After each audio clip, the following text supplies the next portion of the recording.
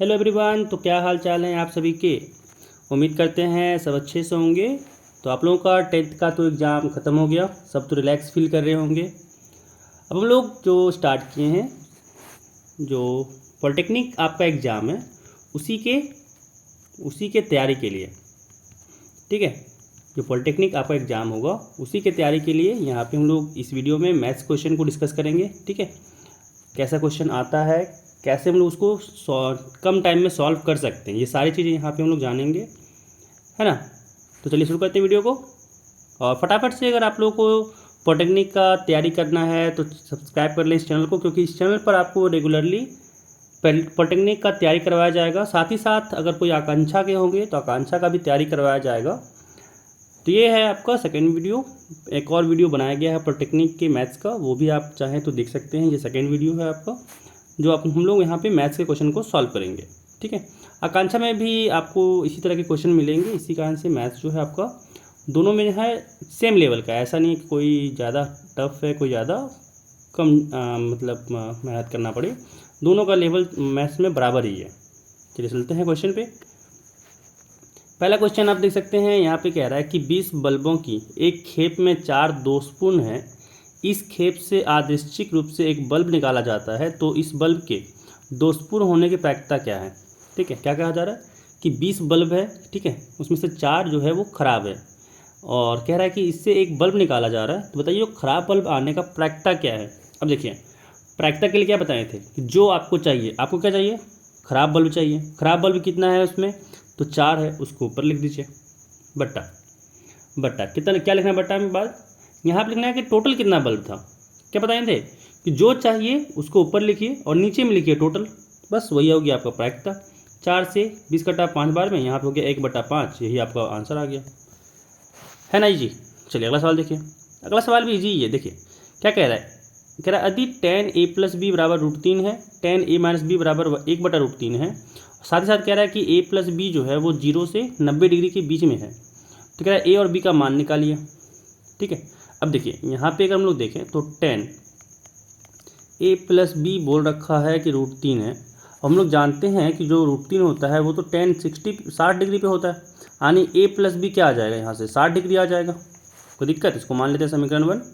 अब यहाँ पे tan a - b की बात करें तो यहाँ पे tan a - b के बारे में भी कहा है कि ये 1/√3 है, और 1/√3 हम लोग जानते हैं कि ये tan 30 डिग्री पे देता है, यानी यहाँ से क्या आ गया, a - b आ गया हम लोग का यहाँ पे 30 डिग्री। कोई दिक्कत नहीं होना चाहिए, इसको मान लेते हैं समीकरण 2। अब चलिए सॉल्व करते हैं, दोनों समीकरण को यहाँ पे सॉल्व करते हैं। देखिए एक समीकरण आया था कि a + b था हम लोग का 60 डिग्री, और एक था a - b, ये था आपका 30 डिग्री, है ना। इसको 1 कहते हैं, इसको 2 कहते हैं हम लोग। अब दोनों को अगर हम लोग जोड़ दें तो ये b से b कट जाएगा, और यहाँ पे a और a जुड़ के आ गया 2a, और 60 और 30 जुड़ेगा तो हो गया 90, यानी a कितना हो गया 90/2। 2 से 90 कटा 45 बार में, यानी a आ गया हम लोग का 45। अब अगर a 45 आ गया तो हम लोग a + b में रखेंगे, अगर a + b में रखें तो यहाँ पे b आ जाएगा 15 डिग्री, क्योंकि 60 में से 45 घटाना पड़ेगा, है ना। तो यहाँ पे a 45 आ गया, b आ गया 15, ऑप्शन नंबर डी। कोई दिक्कत नहीं, ऑप्शन नंबर डी हो गया, कोई दिक्कत नहीं होना चाहिए। चलिए अगला सवाल देखिए। अगला सवाल के लिए यहाँ पे थोड़ा सा स्पेस बना लेते हैं ताकि बनाने के लिए हम लोग को जगह मिल सके, है ना। चलिए ये तो बन ही गया है, ये तो बन ही गया है, तो काम खत्म हो गया। चलिए अगला सवाल यहाँ पे देखें पढ़े हम लोग, तो यहाँ पे कह रहा है कि 2 महिलाएं और 5 पुरुष एक कढ़ाई के काम को 4 दिनों में समाप्त कर सकते हैं, जबकि 3 महिलाएं और 6 पुरुष 3 दिनों में समाप्त कर सकते हैं। एक महिला द्वारा अकेले इस कार्य को समाप्त करने हेतु लिया जाने वाला दिनों की संख्या ज्ञात कीजिए। तो हम लोग को बोल रहा है जो 2 महिला है 5 पुरुष है, एक काम को कर रहा है 4 दिन में ख़त्म, और 3 महिला 6 पुरुष उसी काम को 3 दिन में ख़त्म कर रहा है। तो बोला बताइए महिला जो वो काम को कितने दिन में ख़त्म कर सकती हैं, ये निकालना है। देखिए मान लेते हैं कि जो महिला है उस काम को ख़त्म करने के लिए मान लेते हैं कि x डेज ले रही है, ठीक है, और पुरुष अकेले की बात करें, याद रखिएगा अकेले, जो एक पुरुष जो है उस काम को मान लेते हैं y डेज में करेगा, ठीक है। देखिए निकालना हमको यहाँ पे महिला के लिए, बट y के लिए मान के ले जाना होगा, क्योंकि यहाँ पे इक्वेशन हम लोग का बनेगा, समीकरण बनाएंगे वहाँ पे। अब यहाँ पे अगर देखें तो एक दिन में कितना काम करेगी वो महिला, जो महिला है वो एक दिन में कितना काम करेगी, यहाँ पे लिख देते हैं बगल में एक दिन के लिए। तो एक दिन में करेगी 1/x काम, एक दिन में 1/x काम करेगी, समझ में आ रहा है। चलिए अगर हम लोग पुरुष की बात करें तो पुरुष एक दिन में कितना काम करेगा, देखिए यहाँ पे अगर हम लोग बात करें, यहाँ पे अगर हम लोग बात करें तो एक दिन के निकालना है ना हम लोग को। अब देखिए y दिन में वो पूरा काम खत्म कर रहा है, तो एक दिन में कितना काम कर रहा होगा, 1/y, समझ में आ रहा है, 1/y काम कर रहा होगा एक दिन में। अब यहाँ पे हम लोग का समीकरण बनेगा, समीकरण क्या बनेगा, देखिए 2 महिला और 5 पुरुष काम कर रहा है, तो यहाँ पे 4 दिन में काम खत्म कर रहा है, तो एक दिन का अगर निकालना चाहें तो क्या हो जाएगा, 2 महिला है और एक दिन में कितना काम कर रहा है, 1/x, यानी 2 गुने 1/x जोड़ कितना पुरुष है, 5 पुरुष है, तो एक पुरुष काम कर रहा है 1/y, तो 5 पुरुष कितना काम करेगा, 5 गुने 1/y। ये हम लोग निकाले हैं एक दिन का काम, ध्यान रखिएगा, ये हम लोग निकाले हैं एक दिन का काम कि 2 महिला और 5 पुरुष कितना काम करेगा। तो देखिए 4 दिन में जो खत्म कर रहा है, यहाँ पे हम लोग एक दिन की बात कर रहे हैं, तो क्या हो जाएगा, काम कितना खत्म होगा, 1/4, क्योंकि 4 दिन में पूरा काम खत्म हो रहा है, तो काम खत्म होगा 1/4, और इतना ही करके 4 दिन काम किया तो पूरा खत्म हो जाएगा काम, है ना। बट हम लोग फिलहाल अभी निकाल रहे हैं जो उसके लिए बात करने जा रहे हैं, इसको कह देंगे हम लोग समीकरण 1, ठीक है। यहाँ से इसको कह सकते हैं डायरेक्ट सिंपल सा कि भाई 2/x है प्लस 5/y है बराबर 1/4 है, कोई दिक्कत नहीं, शॉर्ट है। चलिए अब दूसरा इक्वेशन बनाते हैं, दूसरा समीकरण बनाते हैं यहाँ पे। तो दूसरा समीकरण क्या बनेगा, दूसरा समीकरण बनेगा क्या, जबकि 3 महिलाएं और 6 पुरुष इसे 3 दिन में समाप्त करता है, तो इसके लिए भी हम लोग एक दिन का निकालते हैं, तो क्या हो जाएगा, 3 महिला है यानी 3 गुने 1/x प्लस 6 पुरुष है यानी 6 गुने 1/y, और यहाँ पे बोला ये मिल के 3 दिन में काम खत्म करते हैं, तो हम लोग तो अभी एक दिन का निकाल रहे हैं, तो एक दिन में कितना काम खत्म किया होगा, 1/3, इसको मान लेते हैं समीकरण 2, इसको मान लें समीकरण 2। अब बस यहाँ सॉल्व करना है और x का यहाँ पे वैल्यू निकालना है। अब यहाँ पे देख सकते हैं तो हम लोग को जो यहाँ पे बना समीकरण वो 1/x और 1/y में है ना, 1/x और 1/y में है, कहीं पे जगह नहीं मिल रहा, एक सेकेंड जगह बनाते हैं हम लोग, ऊपर सॉल्व करते हैं, ऊपर सॉल्व करते हैं, ठीक है, हम लोग यहाँ पे सॉल्व करते हैं ऊपर में। चलिए देखिए अब यहाँ पे अगर देखें तो हम लोग को आया था 2/x प्लस में 5/y और बराबर में था 1/4, है ना। दूसरा इक्वेशन था 3/x जोड़ 6/y बराबर में 1/3, कोई दिक्कत नहीं, ये था आपका समीकरण 1, ये था समीकरण 2।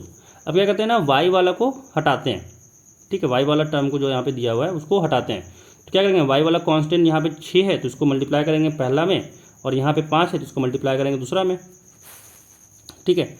अब कितना जाएगा, 6 से गुना करेंगे इसको, तो यहाँ हो गया 12/x जोड़ 6×5 30/y बराबर 6/4, है ना। अब यहाँ पे 5 से गुना किए तो क्या 5×3 15/x जोड़ 6×5 30/y बराबर में हो गया 5/3, कोई दिक्कत नहीं। चलिए अब यहाँ पे घटाते हैं, तो जब यहाँ पे घटाएं तो ये माइनस हो गया, ये भी माइनस हो गया, ये भी माइनस हो गया, देखिए 30/y और -30/y कट गया, और यहाँ पे आ गया 12/x माइनस में 15/x, और बराबर की बात करें तो यहाँ आ गया 6/4 माइनस में 5/3, कोई दिक्कत नहीं। चलिए एलसीएम लेके यहाँ पे सॉल्व करेंगे, इसको एलसीएम लेके इसको सॉल्व किए, अब इसको तो मिटा ही सकते हैं ना, अब इसको तो मिटा ही सकते हैं। अब एलसीएम लेके जब इसको सॉल्व किए तो यहाँ पे आ गया x ही रहा एलसीएम में, और यहाँ पे हुआ 12 - 15 बराबर, यहाँ पे जब 4 और 3 का एलसीएम ले तो हो गया 12, और यहाँ से हो गया 6×3 18 माइनस 5 के 20, है ना। यहाँ से क्या आ गया, तो 12 में से 15 गया तो माइनस में 3x बचा बराबर 18 में 20 किया तो माइनस में 2/12 बचा, माइनस से माइनस कटा, 2 से कटा 12 6 बार में, यानी यहाँ पे अगर देखें तो गुना किए क्रॉस में, तो यहाँ से x यहाँ पे एक था तो x बराबर हो गया 3 × 6 18, मतलब वो जो महिला है वो अकेला अगर काम करे तो वो 18 दिन में काम खत्म कर देंगे, ऑप्शन नंबर बी, ठीक है, ऑप्शन नंबर बी हो जाएगा। ये थोड़ा सा इस तरह का जो सवाल आपका है ना वो थोड़ा सा टाइम टेकिंग रहता ही है, तो इसको इस तरह के सवाल को आप लोगों को आखिरी में करना है, ठीक है, आखिरी में करना है, नहीं तो फिर पता चला कि टाइम इसमें ज़्यादा ले लिया और इजी क्वेश्चन तो आगे बचा हुआ था, है ना। तो इस तरह के क्वेश्चन को आपको आखिरी में करना है, ध्यान रखिएगा इस बात को। चलिए अगला सवाल देखिए, अगला सवाल यहाँ कह रहा है कि एक त्रिभुज है ABC, ठीक है, उसमें दिया हुआ कौन सी जो है वो 3 टाइम्स ज़्यादा है कौन B से, ठीक है, और ये बराबर आपका है, बराबर है 2 टाइम्स कौन A जोड़ कौन B के, है ना। तो बोला जा रहा है कि कौन सी क्या होगा उसका मान निकालिए। अब देखिए यहाँ पे सॉल्व करें हम लोग, तो निकाल, देखिए यहाँ पे क्या दिया हुआ है, इसको मान लेते हैं कि x के बराबर है। इसको मान लेते हैं फ़िलहाल के लिए कि ये जो है सब क्वांटिटी में तो x के बराबर है, ठीक है। तो यहाँ से क्या आ गया, कौन c आ गया x के बराबर, कौन जो b है वो यहाँ पे आ गया x बटा 3 के बराबर, और साथ ही साथ आ गया कौन a प्लस कौन b जो आ गया वो आ गया हम लोग का x बटा 2 के बराबर, क्योंकि यहाँ पे 10 बराबर 10, तो यहाँ पे कह सकते हैं ये कितना हो जाएगा, 2 से भागा कर देंगे, x बटा 2 आ जाएगा। चलिए अब कह रहा है त्रिभुज ए बी सी है, तो त्रिभुज ए बी सी में ये चीज़ हम लोग को पता है ना कि कौन ए जोड़ कौन बी जोड़ कौन सी ये होता है 180 डिग्री, ये होता है 180 डिग्री। अब ध्यान दीजिए ए प्लस बी, कौन ए प्लस कौन बी यहाँ पे है x बटा 2 जोड़ कौन सी हम लोग का यहाँ पे x है, और ये बराबर है 180 के, है ना। एलसीएम लेकर सॉल्व करते हैं। यहाँ पे जब एलसीएम लिए x, यहाँ पे x और x बटा 2 को जोड़ें, यहाँ पे 2 हुआ, यहाँ पे आ गया x, यहाँ पे 2x बराबर 180 डिग्री। अब यहाँ पे x और 2x को जोड़ें तो आ गया 3x बटा 2 बराबर में 180 डिग्री।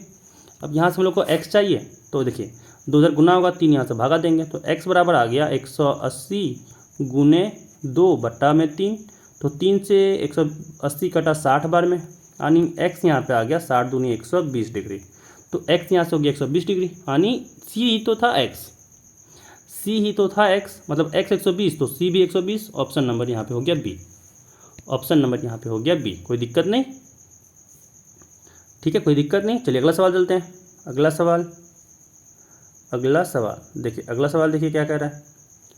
अगला सवाल यहाँ पे हम लोग को कह रहा है कि a और 96 के यहाँ पे HCF है ये, और ये LCM है, ध्यान रखिएगा, महत्तम समापवर्तक है और ये लघुत्तम समापवर्तक है, तो इसको कहते हैं HCF, ठीक है, और इसको कहते हैं हम लोग LCM, याद रखिएगा। कह रहा है a और 96 का HCF और LCM हम लोग को दिया हुआ है, ठीक है, और हम लोग एक फॉर्मूला जानते हैं कि a, मान लीजिए 2 नंबर है a और b, इसका गुणनखंड बराबर होता है HCF AB का गुने LCM AB का, ठीक है। यही फॉर्मूला को यहाँ पे हम लोग लगाने वाले हैं, यही फॉर्मूला को हम लोग यहाँ पे लगाने वाले हैं। अब देखिए यहाँ पे अगर देखें हम लोग तो क्या हो जाएगा, a और 96 है ना, वो नंबर दोनों a और 96 है और हमसे a निकालने के लिए बोला जा रहा है, तो निकालेंगे। देखिए a और 96 का गुना किए तो ये LCM और HCF के बराबर हो जाएगा, है ना, गुणनखंड के, तो 4 गुने यहाँ से आ गया 96, तो यहाँ से a क्या आ गया 4 गुने 96, 196 बटा 96।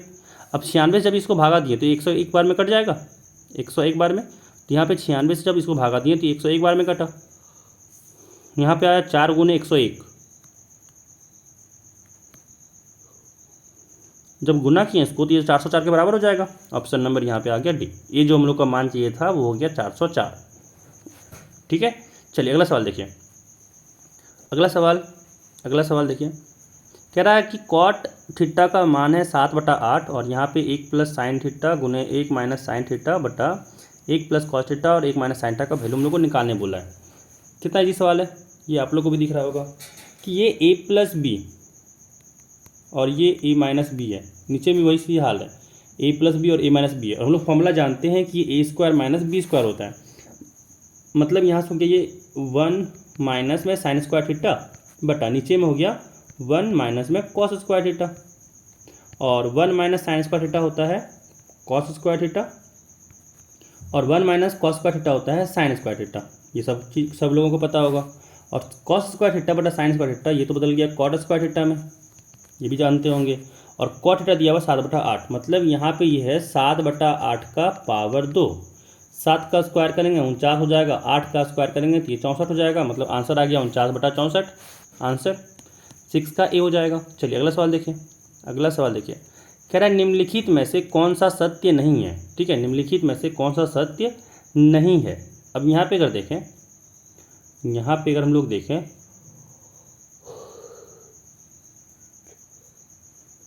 तो साइन 30 डिग्री 1/2 सही है, ये कॉस 30 डिग्री 3/2 ये भी सही है, साइन 90 डिग्री बराबर 0 कह रहा है, ये गलत है, और कॉस 0 डिग्री बराबर 1 सही है, क्योंकि साइन 90 डिग्री जो होता है वो 1 होता है, याद रखिएगा, साइन 90 डिग्री जो होता है इसका मान होता है 1, ठीक है। यहाँ पे कह रहा है ये 0 के बराबर है, तो भाई ये तो खराब गलत बात है। चलिए अगला सवाल देखिए, कह रहा है कि अधिवृत्त की परिधि 22 सेंटीमीटर है तो उसके अधिवृत्त का क्षेत्रफल क्या होगा। देखिए परिधि 22 सेंटीमीटर, मतलब हम लोग को क्या बोल रहा है, परिधि, तो परिधि का फॉर्मूला जानते हैं ना कि 2πr होता है, और ये कह रहा है कि आपका 22 सेंटीमीटर है। और हम लोग जब क्षेत्रफल की बात करें, अर्धवृत्त का क्षेत्रफल कह रहा है, तो अर्धवृत्त का क्षेत्रफल कितना होगा? अगर हम लोग क्षेत्रफल की बात करें अर्धवृत्त का, याद रखिएगा, तो 1/2πr² होगा, 1/2πr² होगा। अब यहाँ पे अगर हम लोग r की बात करें तो r यहाँ से क्या हो जाएगा, यहाँ पे पाई का मान अगर रखें तो यहाँ हो गया 2 गुने 22/7 गुने r बराबर 22। ठीक है, अब देखिए 22 से 22 कटा एक बार में। अब यहाँ से r कितना आ गया, देखिए 7 दर गुना 2 दर भागा, मतलब r आ गया हम लोग का 7/2 सेंटीमीटर, है ना। अब यहाँ पे सबका मान रख देते हैं, तो यहाँ से हो गया 1/2 गुने पाई का मान 22/7 गुने r का मान 7/2 गुने 7/2। कोई दिक्कत नहीं, 7 से 7 कटा, कोई दिक्कत, 2 से 22 कटा है 11 बार में, और यहाँ पे कितना हो गया 11 गुने 7 77, और यहाँ से 2 गुने 2 4, तो यहाँ पे आ गया 77/4, यहाँ पे आ गया 77/4। ऑप्शन कौन सा मिल रहा है? Option number D. यहाँ पे आ गया हम लोग का ऑप्शन नंबर डी। ठीक है, चलिए अगला सवाल देखिए। अगला सवाल कह रहा है कि बिंदु Q से एक वृत्त पर स्पर्श रेखा की लंबाई 8 सेंटीमीटर है और केंद्र से Q की दूरी 10 सेंटीमीटर है, तो त्रिज्या क्या होगा? क्या बोल दिया? तो देखिए कह रहा है एक यहाँ पे वृत्त है, ठीक है, कह रहा है कि एक वृत्त पर स्पर्श रेखा की लंबाई 8 सेंटीमीटर है, मतलब मान लेते हैं ये जो स्पर्श रेखा है इसका जो लंबाई आपका दिया, ये मान लिया आपका P है, ये मान लिया आपका T पॉइंट है, और इसका आपको मान लेते हैं कि यहाँ पे कहीं सेंटर है। ठीक है, अब यहाँ पे कह रहा है कि इसका जो लंबाई PT है वो 8 सेंटीमीटर है। साथ ही साथ कह रहा है कि अच्छा ये यहाँ पे इसका नाम दे दिया है P नहीं, ये इसका नाम दिया हुआ है Q, ध्यान रखिए इसका नाम Q दे रखा है। अब कह रहा है कि केंद्र से Q की दूरी 10 सेंटीमीटर, मतलब यहाँ पे से लेके यहाँ तक का दूरी भी दे दिया आपको। केंद्र से कह रहा है इसका दूरी जो है वो 10 सेंटीमीटर है। ठीक है, केंद्र से इसका दूरी जो है वो 10 सेंटीमीटर है, मतलब 10 ये भी दे रखा है। अब कह रहा है तो त्रिज्या क्या होगा? अब हम यहाँ पे देखें तो स्पर्श रेखा का हम जो जानते हैं, तो जो स्पर्श रेखा है वो त्रिज्या के साथ 90 डिग्री बनाता है, मतलब यहाँ पे तो एक राइट एंगल ट्रायंगल बन गया ना, यहाँ पे एक समकोण त्रिभुज बन गया। समकोण त्रिभुज में हम लोग पाइथागोरस लगा सकते हैं, तो पाइथागोरस से काम हो जाएगा। अब देखिए ये 90 डिग्री है, हम लोग जानते हैं 90 डिग्री का जो सामने वाला भुजा होता है वो कहलाता है कर्ण। ठीक है, कर्ण कहलाता है। तो कर्ण यहाँ पे हो जाएगा ये 10 वाला, मतलब ये H है, इसको मान लेते हैं ये P है, और इसको मान लेते हैं ये B है। तो हमको B चाहिए, तो हम लोग फॉर्मूला क्या पढ़ें कि P² + B² बराबर में H² पढ़ें, और हम लोग को B चाहिए, ध्यान रखिए B चाहिए, B ही तो आपका यहाँ पे मान लेते हैं त्रिज्या है। तो B क्या हो जाएगा, B² हो जाएगा यहाँ से H² - P², यानी B हो गया यहाँ पे रूट में H² - P²। कोई दिक्कत नहीं, यहाँ से H तो यहाँ पे 10 है, यानी 10 का स्क्वायर माइनस P का स्क्वायर, और P यहाँ पे 8 है, मतलब 8 का स्क्वायर। कोई दिक्कत नहीं यहाँ तक। यहाँ पे निकालेंगे तो हो गया 10 का स्क्वायर 100 माइनस 8 का स्क्वायर हो गया 64, और यहाँ पे 100 में से 64 हटाएं तो हो गया 36, और 36 का अगर हम लोग यहाँ पे वर्गमूल निकालते हैं तो होता है 6, यानी ऑप्शन यहाँ पे आ गया C। ठीक है, जो त्रिज्या होगा वो 6 सेंटीमीटर होगा, त्रिज्या जो होगा वो 6 सेंटीमीटर होगा। चलिए अगला सवाल देखिए। अगला सवाल देखिए, कह रहा है कि यदि अल्फा बीटा जो समीकरण का है, यहाँ पे एक समीकरण दिया हुआ है द्विघात समीकरण, कह रहा है अल्फा बीटा इसका मूल है, तो कह रहा है α² + β² का मान क्या होगा? α² + β² का मान क्या होगा? अब देखिए यहाँ पे जानते हैं हम लोग कि अल्फा प्लस बीटा क्या होता है ना। अल्फा प्लस बीटा जो हम लोग जानते हैं होता है -b/a, ध्यान रखिए होता है -b/a, और यहाँ पे ये a है, यहाँ पे ये b है, और यहाँ पे ये c है। तो -b/a की बात करें तो b तो यहाँ पे -4 है, तो माइनस माइनस हो जाएगा प्लस में 4 बटा a यहाँ पे 2 है, तो 2 से 4 कटा 2 बार में, मतलब अल्फ़ा प्लस बीटा यहाँ पे 2 आ गया, ध्यान रखिएगा। और अगर हम लोग बात करें अल्फ़ा इंटू बीटा का, तो ये होता है c/a, c यहाँ पे -3 है और a यहाँ पे 2 है, तो यहाँ अल्फ़ा इंटू बीटा हो गया -3/2। ठीक है, अब यहाँ पे अगर हम लोग फॉर्मूला की बात करें, एक फॉर्मूला की यहाँ पे अगर हम लोग बात करें कि अल्फ़ा प्लस बीटा का जो होल स्क्वायर होता है वो होता है α² + β² साथ में प्लस में 2 अल्फ़ा बीटा। ठीक है, अब चाहिए क्या, alpha square plus beta square चाहिए। अब इसके जगह पे हम लोग कह सकते हैं कि ये हो जाएगा अल्फ़ा प्लस बीटा का स्क्वायर माइनस में 2 अल्फ़ा बीटा, है ना। अब देखिए सारे का मान हम लोग को पता है, बस रखना है। अल्फ़ा प्लस बीटा यहाँ पे 2 है, अल्फ़ा इंटू बीटा यहाँ पे -3/2 है, ख़त्म बात मान रख के। तो अल्फ़ा प्लस बीटा की जगह पे यहाँ पे 2 रख दिए, है ना, क्योंकि देखिए हमको चाहिए जो, उसके लिए क्या हो जाएगा कि alpha square plus beta square चाहिए, फॉर्मूला में हम लगाएंगे। तो अल्फ़ा प्लस बीटा तो यहाँ पे 2 ही है ना, तो यहाँ पे हो गया 2 का स्क्वायर, 2 का पावर में 2 हो गया, फिर माइनस 2 गुने अल्फ़ा इंटू बीटा यहाँ पे कितना लाएँ, -3/2, यहाँ हो गया -3/2, 2 से 2 कटा, यहाँ से आ गया 2 का स्क्वायर 4, फिर माइनस और माइनस में 3 है, तो माइनस माइनस हो गया प्लस में 3, और 4 में 3 जोड़ें तो 7 हो गया। ऑप्शन आ गया यहाँ पे बी, 10वां का आंसर हो गया बी। ठीक है, चलिए अगला सवाल देखिए। अब देखिए अगला सवाल, यहाँ पे कह रहा है कि साइन ए 5/13 है। ठीक है, और ए यहाँ पे कह रहा है 0 से 90 के बीच में है, तो tan ए का मान क्या होगा, तो tan ए का मान क्या होगा।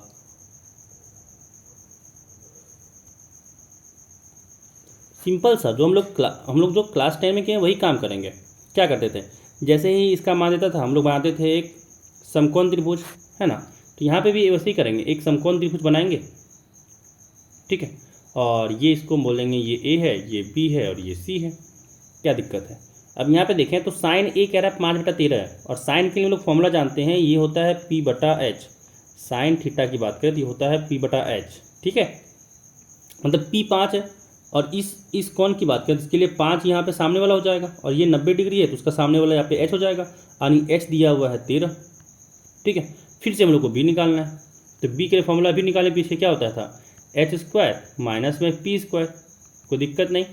अब देखिए H स्क्वायर, यहाँ पे H स्क्वायर मतलब 13 का स्क्वायर माइनस P स्क्वायर मतलब 5 का स्क्वायर। अब 13 का स्क्वायर होता है 169, और 5 का स्क्वायर की बात करें होता है 25, और यहाँ पे अगर निकालें हम लोग तो रूट में 169 में से 25 घटाएं तो हो गया 144, और 144 का वर्गमूल पता है हम लोग को कि 12 होता है, 144 का वर्गमूल 12 होता है। अब देखिए tan चाहिए, तो tan ए के लिए जो फॉर्मूला होता है वो होता है P/B, इसीलिए B निकालें, ध्यान रखिएगा।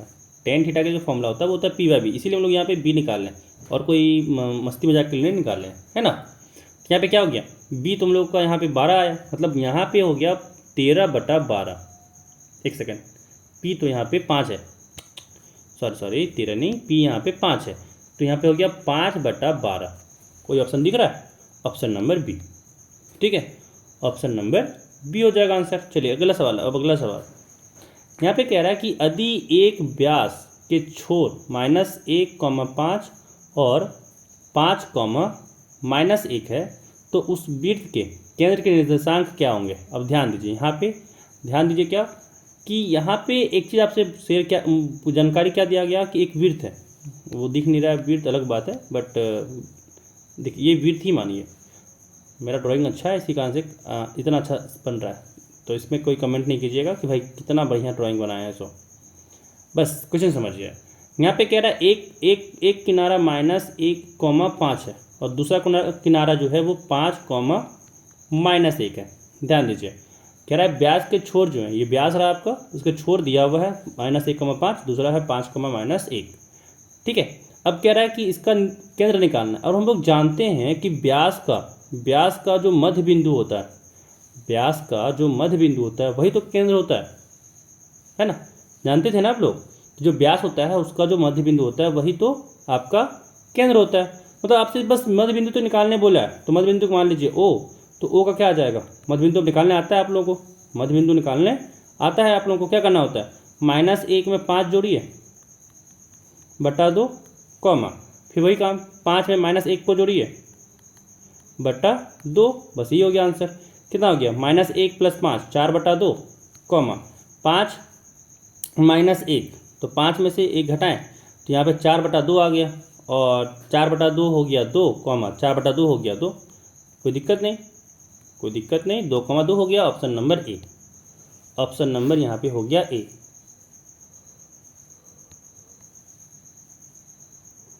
अब चलिए अगला क्वेश्चन। अगला क्वेश्चन यहाँ पे कह रहा है कि श्रृंखला जो एक दिया हुआ है उसका 30वां पद क्या होगा। एक श्रृंखला दिया हुआ है, ये पे दिख रहा होगा, ये आपका AP में है ना, यहाँ पे -3 आ रहा है, फिर यहाँ पे घटाएं तो ये भी -3 आ रहा है, दिख रहा होगा ये AP में है।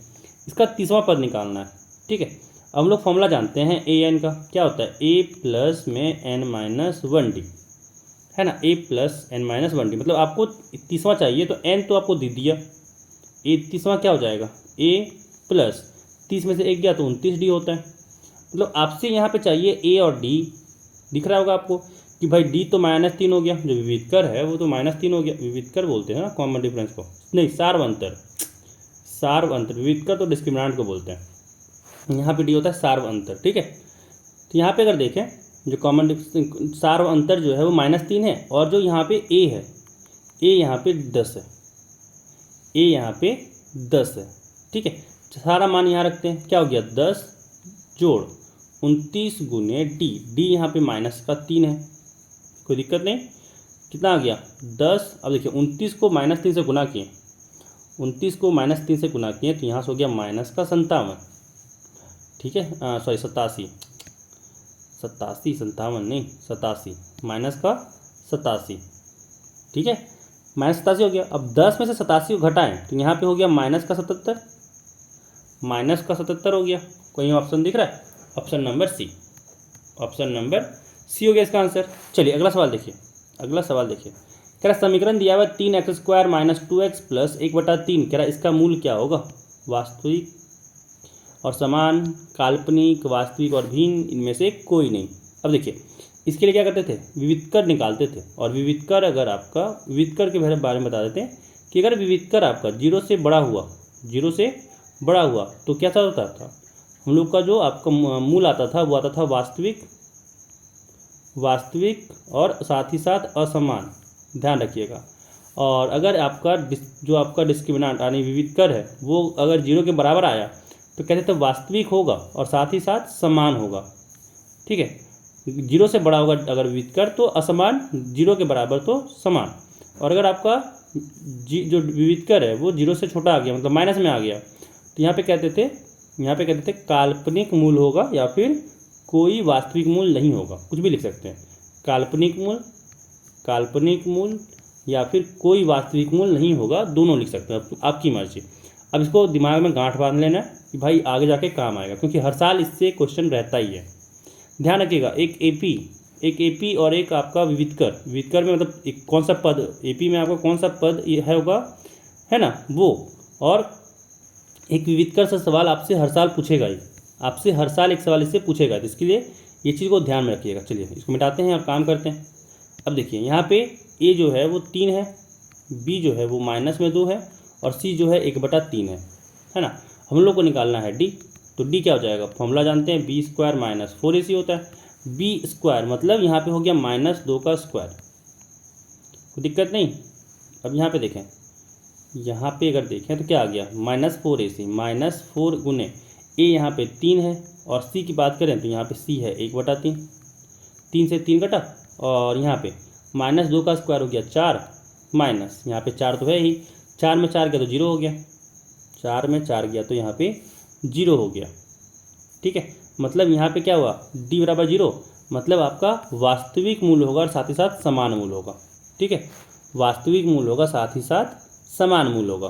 ठीक है, चलिए अगला सवाल देखिए। अब अगला सवाल यहाँ पे कह रहा है कि यदि x गुने x + 1 + 8 बराबर x + x - 2 है तो x का मान क्या होगा, है ना। दोनों तरफ क्या करते हैं, पहले को तो समीकरण को अच्छे से लिख लेते हैं।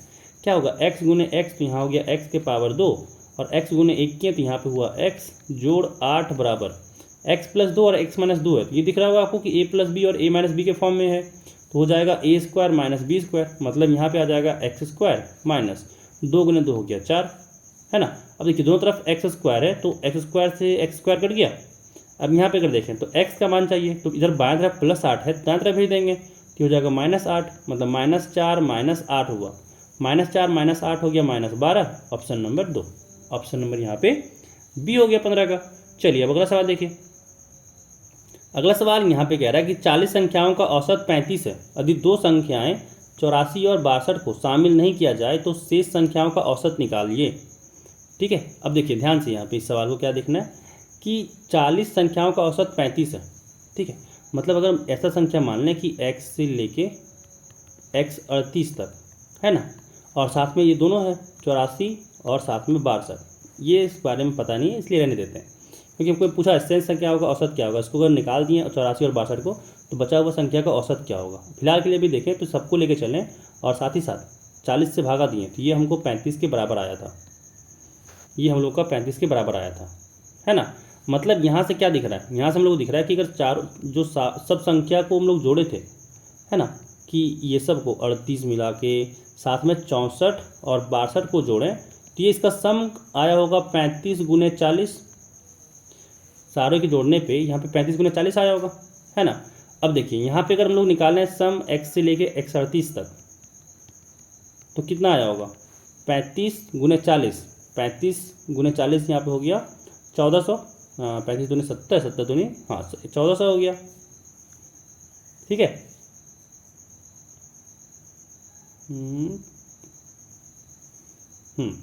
सही है, 35 1400 हो गया।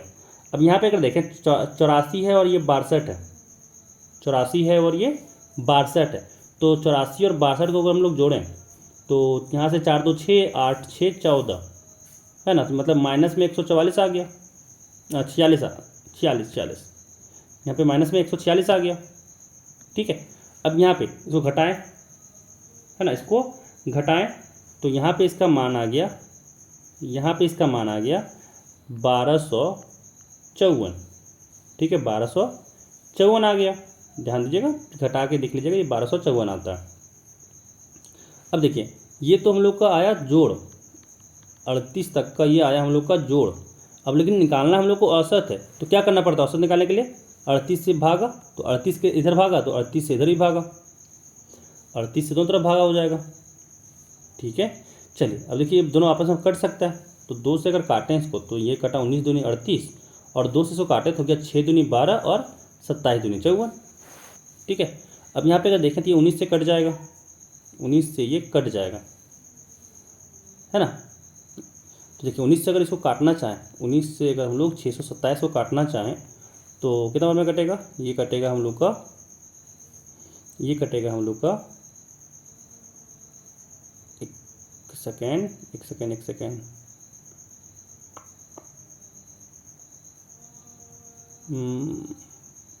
सही, देखते हैं कितना आ रहा है, तो सही है। यहाँ पे आ गया 19 गुने 3 57, तो यहाँ पे 57 हो गया, और यहाँ पे बचा हम लोग का 5 7, मतलब 19 या 57, मतलब पूरी करके 33 आ गया, मतलब 33 हो जाएगा इसका औसत। ठीक है, यहाँ से हम लोग का आ गया 33 इसका औसत। चलिए अगला सवाल देखिए, अगला सवाल भी वैसे ही है, औसत भार का ही है। ठीक है, इसको मिटा लेते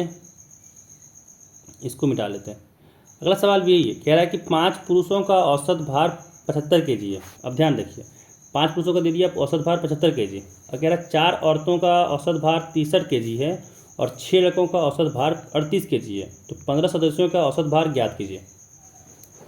ठीक है, ध्यान दीजिए क्या कहना है, क्योंकि हम लोग को चाहिए क्या, अगर यहाँ पे 15 सदस्यों का औसत भार चाहिए, इसका मतलब क्या है कि सारे जो आदमी हैं, एम से अगर दिखाएं आदमियों को, तो सारे आदमी का जो 5 आदमी का जो यहाँ पे सम होगा प्लस जो 4 औरतों का सम होगा, ओमेन नाम देते हैं W1 से, तो जो 4 औरतों का वेट का जो सम होगा, वजन का जो जोड़ेंगे, साथ ही साथ 6 लड़कों, तो B1 नाम देते हैं सबके लिए, तो यहाँ पे हो जाएगा B6, ये सब लड़कों का, साथ में सब महिलाओं का, साथ ही सब जेंट्स जो आपका मेन है, सबका वेट को जब जोड़ें और फिर उसको 15 से भागा देंगे तो जो आपको आएगा वही आपको आंसर चाहिए।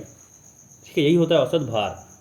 अब यहाँ पे क्या चाहिए, 5 पुरुषों का आपका सम चाहिए ना, आपको 5 पुरुषों का आपको सारे जो भार है उसका सम चाहिए, साथ ही सारे जो आपके वुमेन है उसके औसत यहाँ पे भार चाहिए, साथ ही जो आपका मेन है उसका भाग चाहिए, जोड़ चाहिए, फिर 15 से भाग देंगे। अब यहाँ पे अगर देखें तो 5 पुरुषों का औसत भार दिया है 75 kg, तो हम लोग जानते हैं औसत भार मतलब क्या हुआ कि M1 से लेके M5 तक का जोड़, और जब इसको 5 से भागा दिए होंगे तब आया हुआ ये 75। यहाँ से नहीं देख सकते हैं कि M1 से लेके M5 तक का जोड़ कितना हुआ होगा, M1 से लेके M5 तक का जोड़ कितना हुआ होगा, इस 5 उधर गुना कर दीजिए, यानी 75 गुने 5 हो गया होगा, 75 गुने 5 हो गया होगा। कोई दिक्कत, मतलब यहाँ पे कह सकते हैं कि ये जो M से लेके M5 तक का सम होगा वो होगा 75 गुने 5। अब जोड़, अब यहाँ पे बात करेंगे तो अब चाहिए ओमेन के लिए, देखिए इसको मिटा सकते हैं। अब चाहिए ओमेन के लिए, ध्यान रखिएगा, अब चाहिए ओमेन के लिए, तो यहाँ से ओमेन के लिए क्या हो जाएगा, देखिए 4 औरतों का औसत भार 63 kg है, मतलब W1 W2 W3 W4, इसको जब 4 से भागा दिए तो यहाँ पे ये आया हम लोग का 63 kg। मतलब यहाँ से कह सकते हैं कि जो W1 W2 W3 और W4 इसको जब जोड़ें तो किसके बराबर हुआ होगा, 63 तो इधर था ही, 4 भागा में 4 गुना हो गया, मतलब 63 गुने 4 हुआ होगा। मतलब यहाँ पे देखिए W1 से लेकर W4 का मान कितना हो गया, 63 गुने 4, अभी बचा हुआ है, अभी काम बचा हुआ है, फिर जोड़। अब यहाँ B1 से लेके B6 चाहिए, इसका सम, चलिए इसको फिर से मिटा लेते हैं, इसको फिर से मिटा लेते हैं। अब देखिए यहाँ पे अगर देखें तो 6 लड़कों का औसत भार 38 kg दिया हुआ, मतलब कि इसको जोड़े होंगे जब 6 लड़कों का यहाँ पे भार को, और फिर 6 से जब भागा दिए होंगे तब ना ये 38 आया होगा। इसका मतलब यहाँ से क्या दिखा कि भाई B1 से लेके B6 तक का जो हम लोग जोड़ें, ये इसका मान आ गया 38 गुने 6। मतलब यहाँ पे जो B1 से लेके B6 को जोड़े हैं ये आ गया 38 गुने 6, ठीक है। अब इसको भागा देंगे हम लोग 15 से, तब आएगा आपका औसत भार। कोई दिक्कत नहीं होना चाहिए, ठीक है ना। चलिए अब निकाल लेते हैं, भाई सबको तो जोड़ घटाना करना ही है, काम खत्म हो जाएगा। अब 75 गुने 5 किए हैं, 75 गुने 5 किए हैं तो कितना हो जाएगा, 5 बचे 25 के 5, बाकी हाथ 2, 7 बचे 35 और 2 37, प्लस 63 गुना 4 है तो 4 तिया 12 के 2, बाकी हाथ 1, 6 चौक 24, 24 और 1 25, 252 हो गया। प्लस 38 गुने 6 है तो 8 छक 48 के 8, बाकी हाथ 4, 6 तिया 18, 18 और 4, 18 और 4 हो गया 22, बट्टा में 15 है, बट्टा में 15 है। अब इसको जोड़ते हैं, कितना आया, 5 2 7 7 8 15 के 5, एक हाथ में 7 और 1 8, 8 5 13, 13 2 15, 15 के 5, बाकी हाथ 1, 3 और 1 4, 4 2 6, 6 2 8, मतलब 855 बटा यहाँ पे आ गया 15, ठीक है। अब 15 से भाग देते हैं, ठीक है, 15 से अब यहाँ पे भाग देते हैं, तो 15 से जब भाग दिए यहाँ पे 855 को, तो यहाँ पे हुआ 15 गुने 5, ये हो गया 75, यहाँ बचा 10 5। अब यहाँ पे देखें तो 15 छक 90, 15 सत्ते 105, मतलब 57 आ गया, ऑप्शन नंबर बी। जो औसत भार हुआ 15 सदस्य का वो हुआ आपका 57 kg, ठीक है। चलिए अगला सवाल देखिए।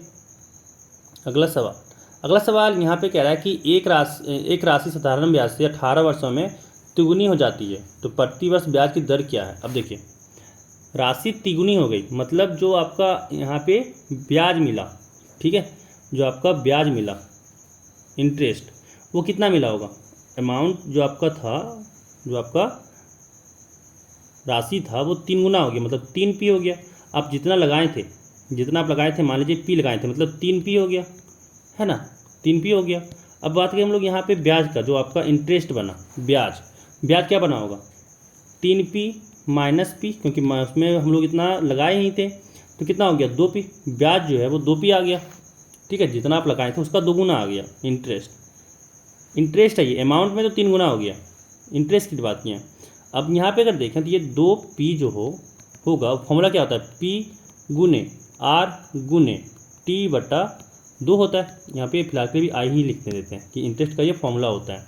इंटरेस्ट यहाँ पे 2p है, सारे का मान पुट करते हैं, p तो p ही था क्योंकि यही लगाए थे, r क्या है तो निकालना ही है, गुने, अब यहाँ पे है टाइम 18 वर्ष बटा 2, तो p से p कटा, 2 से 18 कटा 9 बार में, अच्छा नीचे 100 भी तो होता था, PRT बटा 2 क्यों लिखे हम, 2 नहीं 100, आज दिमाग ख़राब हो गया मेरा, सॉरी, नीचे तो 100 होता है ना, 100।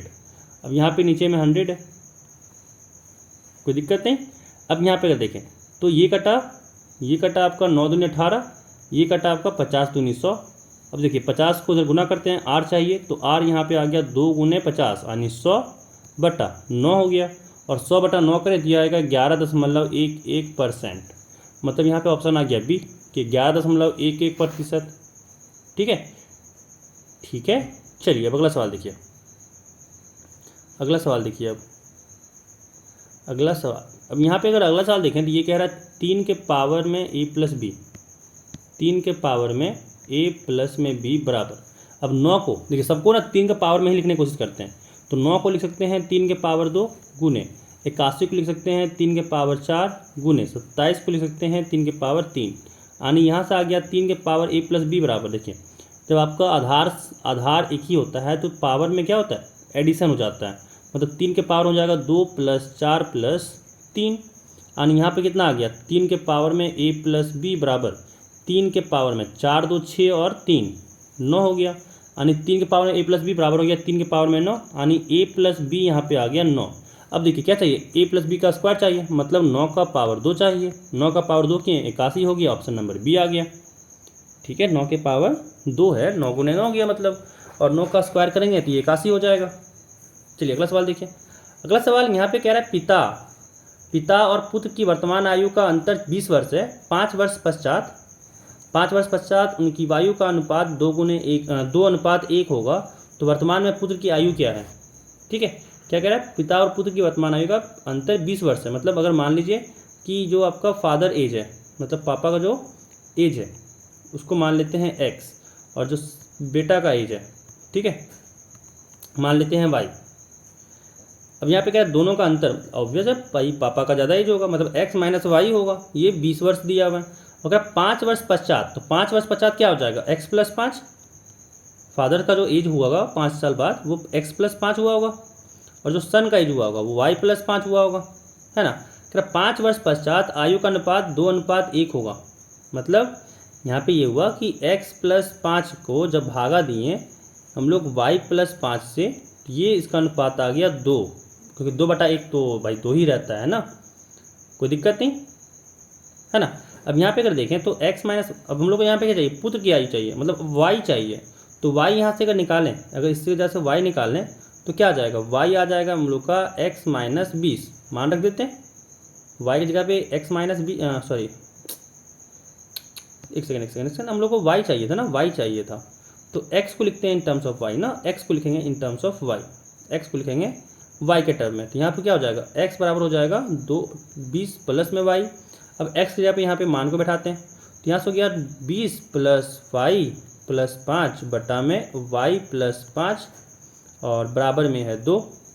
ठीक है, बराबर में है 2। अब क्या करते हैं ना, y + 5 से गुना कर देते हैं उधर, है ना। तो और साथ में इसको जैसा है वैसा रखते हैं। तो बाएं साइड में हो गया 20 और 5 25, 20 और 5 25।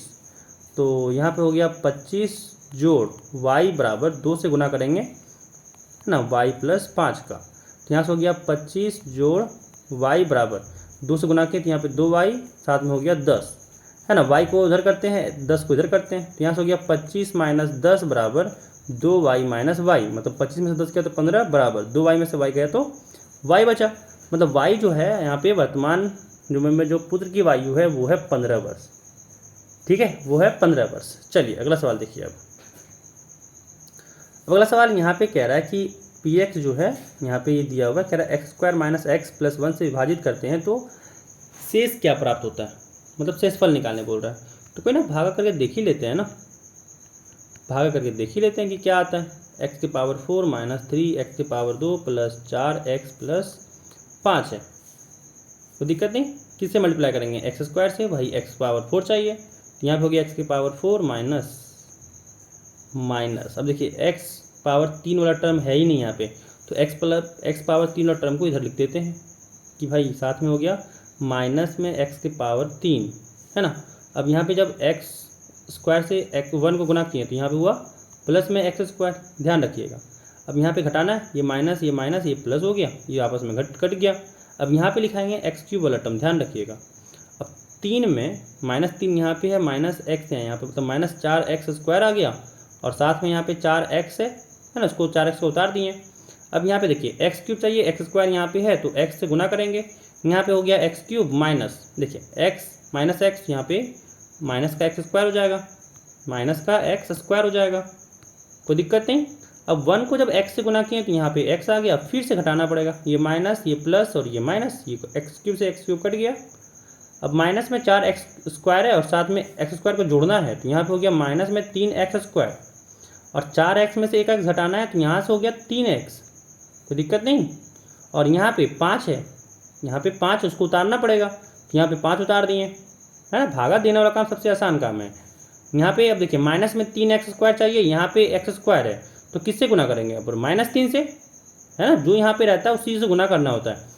जैसे गुना किए यहाँ पे तो हो गया माइनस में 3x का पावर 2, और यहाँ पे देखें तो x था -3 था, -3 को जब -x से गुना करेंगे तो माइनस माइनस हो जाएगा प्लस में 3x, प्लस में 3x, है ना। और जब 1 से गुना किया -3 को तो यहाँ हो गया माइनस में 3। अब देखिए घटाना है इसको तो ये प्लस हो गया, ये माइनस हो गया, ये प्लस हो गया, ये कटा, ये भी कटा, 5 और 3 हो गया 8, ऑप्शन नंबर डी। हम लोग यहाँ पे आ गया ऑप्शन नंबर डी, कोई दिक्कत नहीं। चलिए बहुत अच्छी बात है, चलिए इसको मिटा लेते हैं। अब ध्यान दीजिए, अब अगला सवाल जो यहाँ पे हम लोग को निकालने बोल रहा है वो कह रहा है उस त्रिभुज का क्षेत्रफल जिसके शीर्ष बिंदु यहाँ पे दिया हुआ है तीनों, यानी अगर हम लोग देखें तो एक फॉर्मूला अगर आप लोग पढ़े होंगे त्रिभुज का क्षेत्रफल का तो बहुत अच्छी बात है कि 1/2, नहीं पढ़े हैं तो पढ़ लीजिए, 1/2 फिर मॉड के अंदर, मॉड का मतलब काम क्या होता है, देखिए मॉड का जब देखें कोई नंबर भाई ये मॉड में लिखा हुआ है, इसका मतलब क्या होता है ना कि इसके अंदर आप अगर नेगेटिव वाला भी नंबर रख दीजिएगा ना, नेगेटिव जैसे माइनस में 4 रख दिए तो -4 भी बाहर में प्लस आएगा, मतलब 4 आ जाएगा। अगर हम लोग अंदर में 4 भी रखेंगे तो भी 4 आएगा।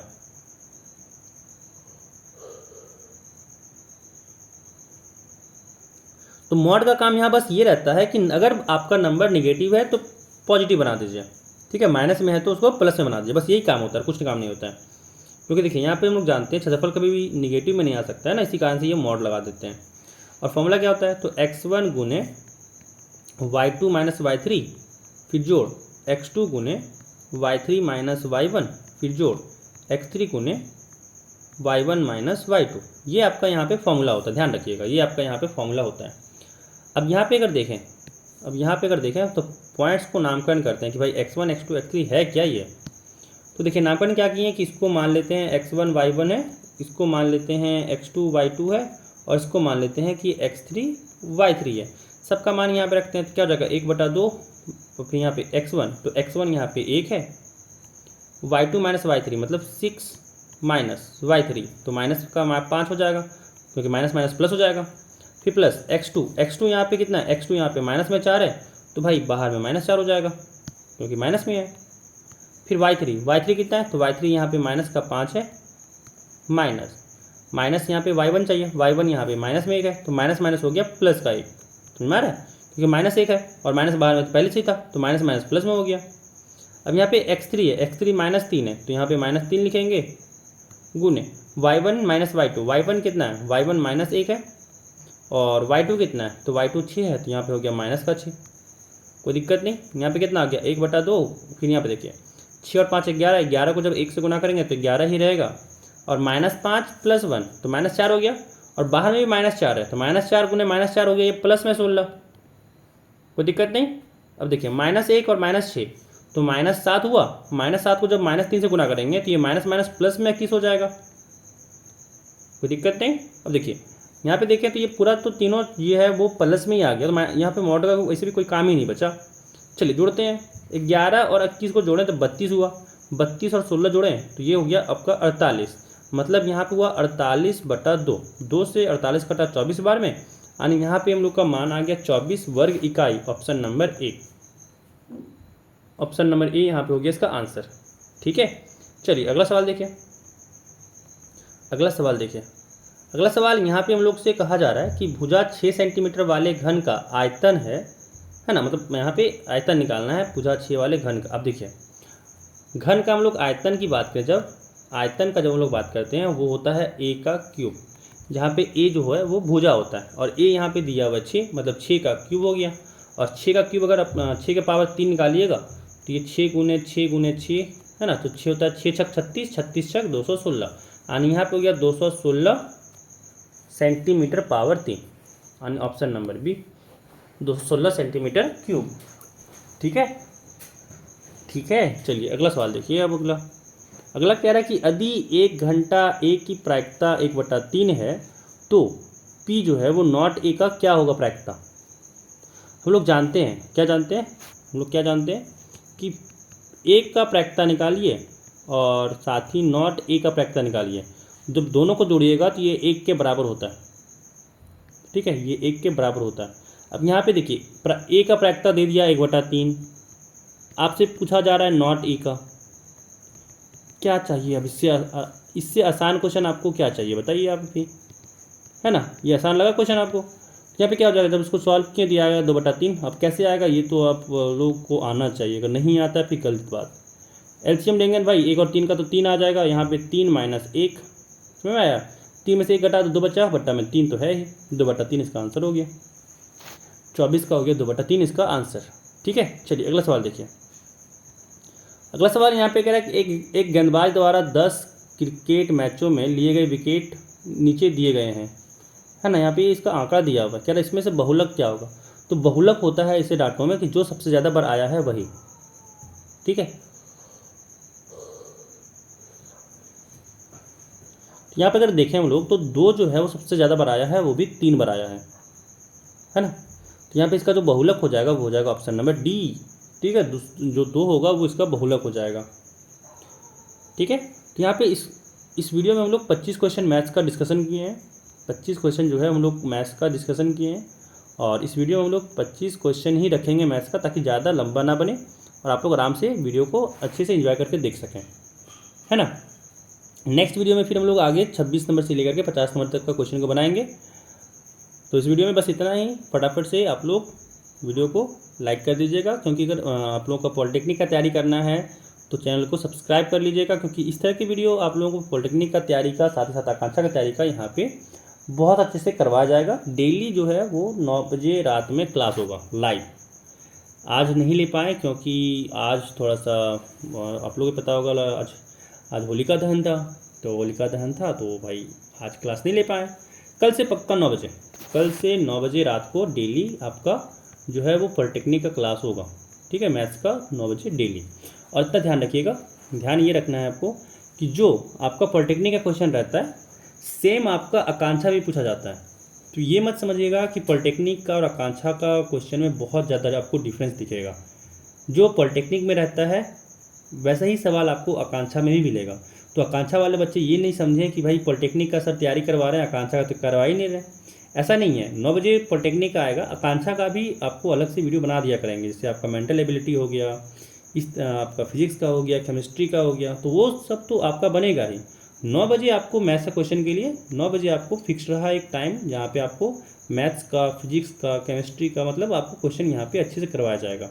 ठीक है, तो वहाँ पे बस क्वेश्चन देखिएगा, ये मत देखिएगा कि आकांक्षा क्वेश्चन है, ये मत देखिएगा कोई पॉलिटेक्निक वाले की आकांक्षा क्वेश्चन नहीं करेंगे, या आकांक्षा वाले ये मत सोचिएगा कि भाई पॉलिटेक्निक क्वेश्चन नहीं करेंगे। ठीक है, क्वेश्चन आपका दोनों में वही लेवल का आता है। ठीक है, तो क्वेश्चन जो ये मत सोचिएगा कि इधर से सर करवा रहे हैं हम नहीं करेंगे, ऐसा नहीं है। दोनों का क्वेश्चन आपको एक ही जैसा रहता है। ठीक है, तो इस वीडियो में बस इतना ही। खूब ख्याल रखिएगा। साथ ही साथ चैनल पे अगर आप हमारे नए हैं तो चैनल को सब्सक्राइब कर लीजिएगा, वीडियो को लाइक भी कर दीजिएगा, है ना। और साथ ही साथ अपने फ्रेंड्स के साथ भी शेयर कर लीजिएगा, ताकि वो भी आराम से पॉलिटेक्निक का तैयारी आप लोग हम लोग के साथ मिल के कर सकें। तो हम लोग इसे मिल के काम करेंगे तो ज़्यादा जल्दी काम होगा। ठीक है, चलिए गुड नाइट सबको।